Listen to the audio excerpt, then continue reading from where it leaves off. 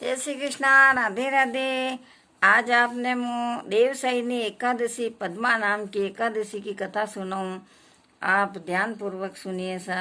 धर्मराज युधिष्ठिर बोले कि हे भगवान, आषाढ़ माह के शुक्ल पक्ष की एकादशी का क्या नाम है तथा उसका सविस्तार वर्णन कीजिए।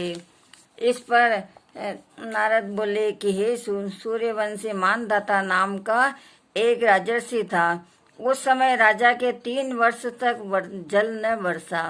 इससे अकाल पड़ गया और अन्न की कमी के कारण प्रजा अत्यंत दुखी रहने लगी और राजा के पास जाकर प्रार्थना करने लगी कि हे राजन, समस्त विश्व की सृष्टि का कारण सिर्फ वर्षा है और इसी वर्षा के अकाल पड़ गया है, अतः अकाल से प्रजा मर रही है। आप ऐसा उपाय बताइए कि जिससे लोगों का दुख दूर हो जाए। इस पर मानधाता बोला कि आप लोग ठीक कर रहे हैं। वर्षा न होने से आप लोग बड़े दुखी हैं। राजा के पापों का कारण ही प्रजा को भोगना पड़ता है। मैं बहुत सोच विचार कर रहा हूँ, परंतु मुझे कुछ दोष नहीं दिखाई दे रहा है, अतः मैं आप लोगों के दुख दूर करने का बहुत यत्न कर रहा हूँ। ऐसा कहकर राजा मानधाता और भगवान की पूजा कर कुछ मुख्य आदमियों को, मतलब अपने अपने प्रतिनिधियों को लेकर वह वहां से ऋषियों के आश्रम में घूमते घूमते वह ब्रह्मा के पुत्र अंगिरा नाम के ऋषि के आश्रम में पहुंचा। और वहाँ मुनि हमें साधारण मनुष्यों की तरह, साधारण मुनियों की तरह अभी नित्य कर्मों से निवृत्त हुए ही थे कि वे, और उनके सन्मुख राजा ने प्रणाम किया और मुनि को आशीर्वाद दिया और बोले कि हे राजन, आप कुशल पूर्वक तो हैं तथा सदा आपकी प्रजा कुशल पूर्वक ही होगी। आप इस स्थान पर कैसे आए हैं सो कहिए।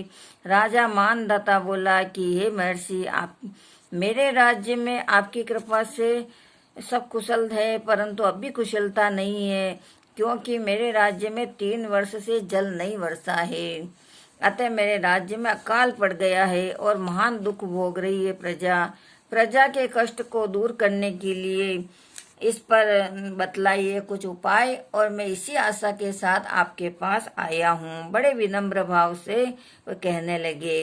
इस पर महर्षि बोले कि हे राजन, ये सतयुग है और सब युगों में श्रेष्ठ है। इसमें धर्म के चारों वर्ण सम्मिलित है, अर्थात भूत पिशाच, और इस युग में सबसे अधिक उन्नति है। इस युग में ब्राह्मणों की तपस्या करना और वेद पढ़ना ही मुख्य कारण है, परंतु आपके राज्य में एक शूद्र है और वह सब युगों में भी तपस्या कर रहा है।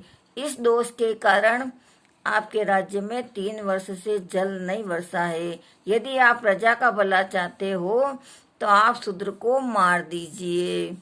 पर इस पर राजा बोला, हे मुनीश्वरों, मैं उस निरपराध तपस्या करने वाले शूद्र को नहीं मार सकता। इस पर इस दोष से छूटने का कोई अन्य उपाय बतलाइए। इस पर ऋषि बोले कि हे राजन, यदि तुम ऐसा ही चाहते हो तो ऐसा ही होगा। आषाढ़ माह के शुक्ल पक्ष की पद्मा नाम की एकादशी का विधि पूर्वक व्रत करो, और इस व्रत